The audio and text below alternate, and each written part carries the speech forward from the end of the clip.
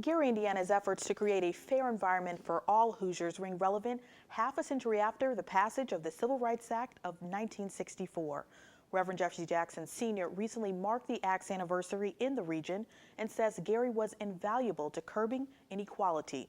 In this historic year, we take a look back at how the fight to end injustice was shouldered by a few local political voices and how their efforts echoed on a national level.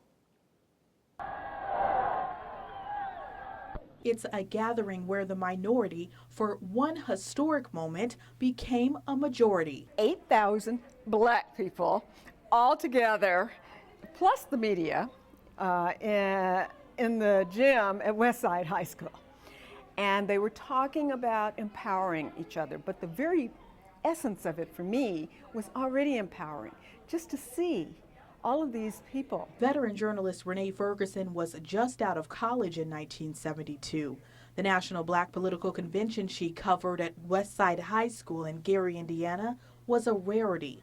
An African-American delegate from every state, every political party reflected, and no white citizens allowed. They had made a demand, the people who put the convention together, that only black reporters could cover it. And so that was a chance for me. It gave me a real opportunity. Nothing had happened quite like that, because what you had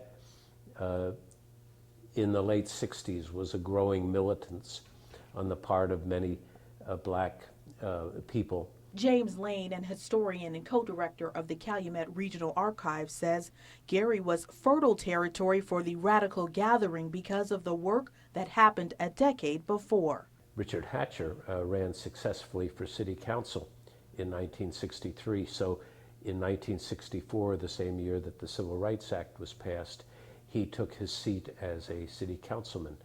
And they recommended an omnibus civil rights bill that would prohibit discrimination in schools, in hiring, in public places like restaurants, and that narrowly passed in the mid-60s. Lane says when Gary's African-American population approached 50% in the early 1960s, they saw Hatcher as a natural leader. This rare footage, courtesy of Huntley Film Archives, shows Hatcher's effect on a crowd after being inaugurated mayor in 1968. This has been one of the most significant campaigns in the history of our city. He was the first black mayor of a significantly sized city. After the death of the assassination of Martin Luther King, it was hard for any figure to provide a unity. Reverend Jesse Jackson Sr. worked with Dr. Martin Luther King in the 1960s. Mayor Hatcher was maybe the only national mayor we ever had. He saw his role as mobilizing national black political consciousness. Gary became the national headquarters of black political empowerment. That's why the convention was here.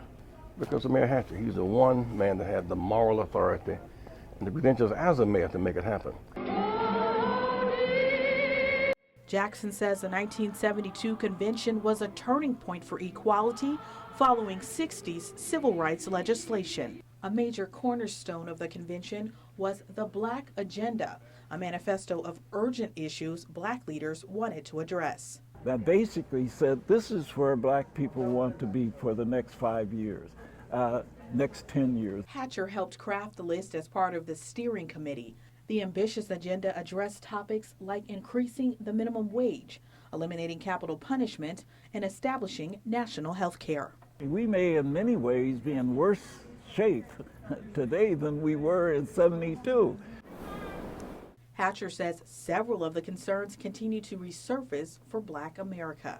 Many of them not new issues. The first thing that I think we should do as we look to the future is we need to go back and read that agenda, because it is very relevant to all the things that are happening to us today. Next week on Lakeshore Report, we'll look at how Gary's historic footprint has shaped race relations in the region more recently.